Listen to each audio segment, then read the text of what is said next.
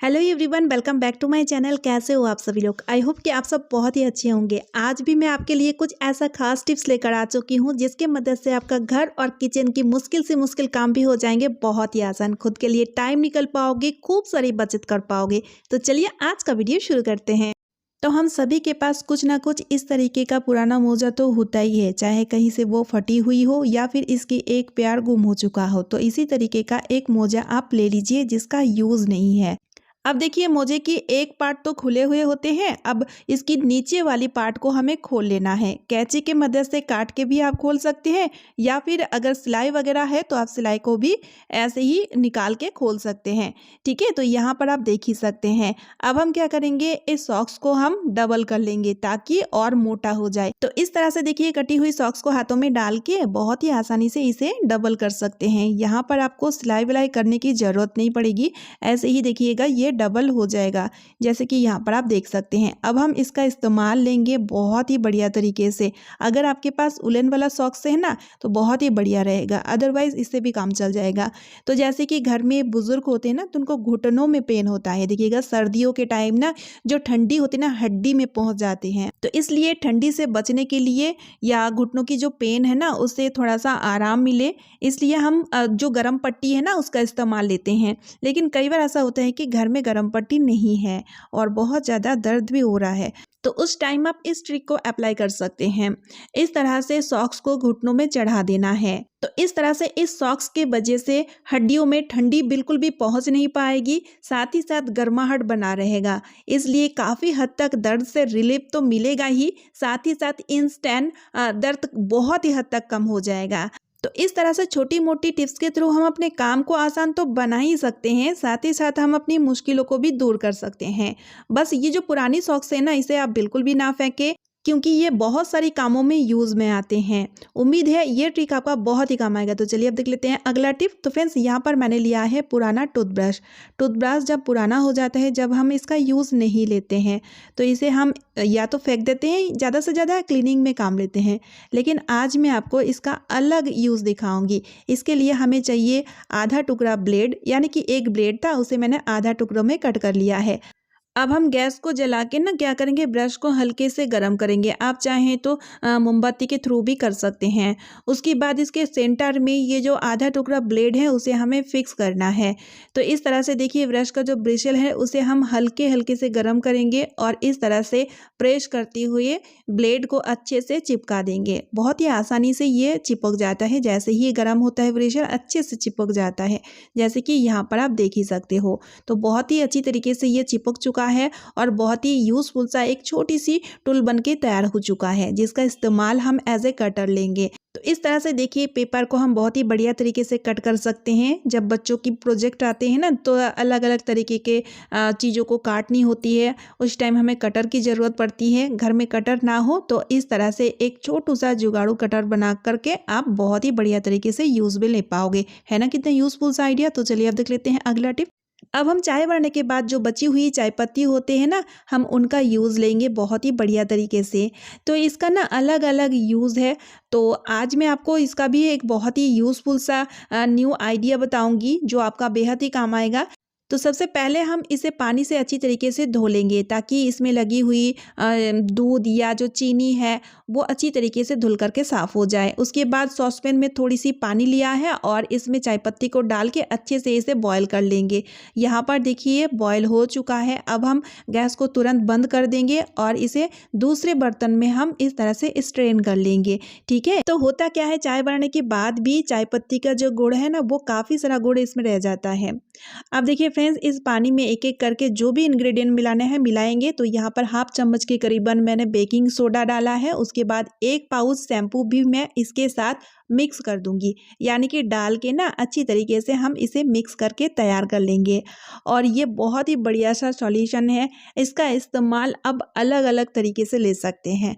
जैसे कि आज मैं आपको एक यूज़ बताऊंगी और इसका दूसरा यूज़ आप चाहे तो हेयर वॉश करते टाइम अगर आप इस सॉल्यूशन का इस्तेमाल लेकर के हेयर वॉश करते हैं तो आपका हेयर फॉल काफ़ी हद तक कम हो जाता है, साथ ही हेयर का ग्रोथ भी काफ़ी हद तक बढ़ जाता है।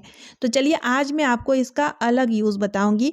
सबसे पहले एक कपड़ा ले लीजिए और उस कपड़ा को इस तरह से इस सॉल्यूशन में अच्छे से डिप करके निचोड़ लीजिए।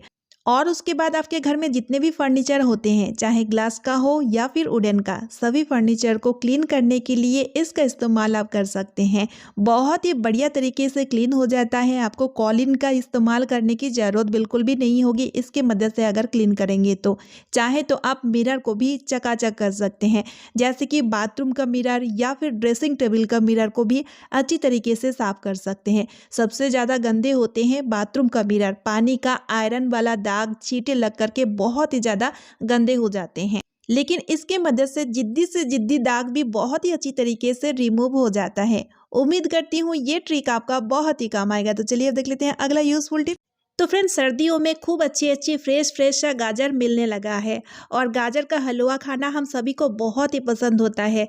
लेकिन यहाँ पर आप देखिए, गाजर को ग्रेट करने से पहले गाजर में जो लगी हुई रेशे होते हैं ना, इसे हम साफ कर लेते हैं। साफ करना भी चाहिए।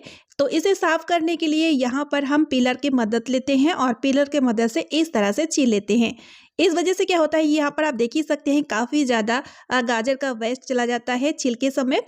तो यहाँ पर हमें गाजर को छीलना नहीं है, इसका जो रेशे है उसे निकालना है। तो इसके लिए यहाँ पर हम ग्लास का इस्तेमाल करेंगे ताकि गाजर छीलने में सुविधा हो और इसका ज़्यादा वेस्ट भी ना चला जाए।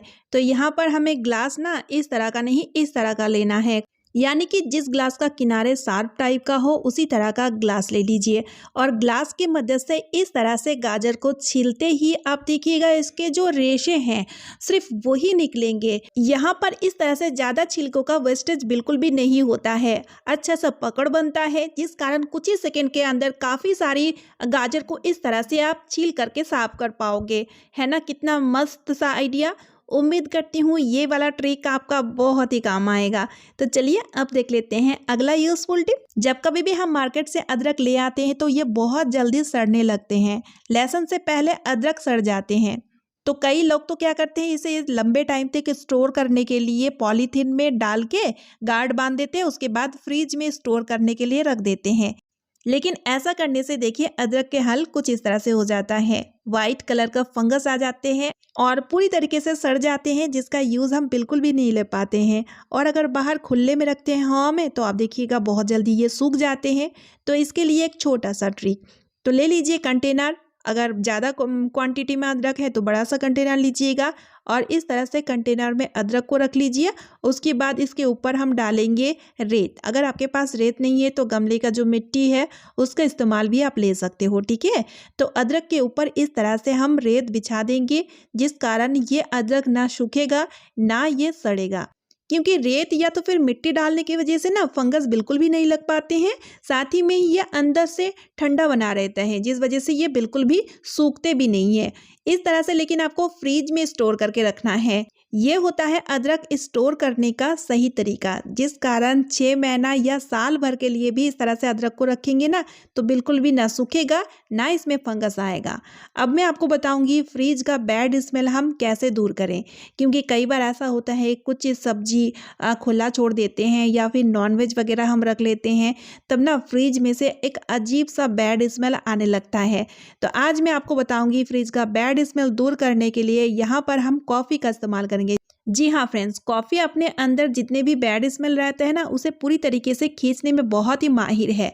नॉर्मली अगर आप कॉफ़ी जार को फ्रिज में ऐसे ही रखेंगे ना तो आपका फ्रिज में से कभी भी बैड स्मेल नहीं आएगा। लेकिन यहाँ पर मैं एक बाउल लूँगी, आप चाहें तो टिश्यू पेपर या पेपर भी ले सकते हैं। 1/2 चम्मच के करीबन कॉफ़ी पाउडर इस तरह से बाउल में ले लूँगी और बस इसके साथ और हम कुछ भी नहीं मिक्स करेंगे। बस इस बाउल को फ्रिज के किसी भी एक कॉर्नर में इस तरह से आप रख लीजिए। गारंटी है मेरा कि आपके फ्रिज के जितने भी बैड स्मेल रहेगा पूरी तरीके से ख़त्म हो जाएगा। और हमेशा ही अगर आप इस तरह से कॉफ़ी पाउडर को फ्रिज में डाले रखेंगे तो आपका फ्रिज में से कभी भी बैड स्मेल भी नहीं आएगा। उम्मीद है ये ट्रिक भी आपका बहुत ही काम आएगा।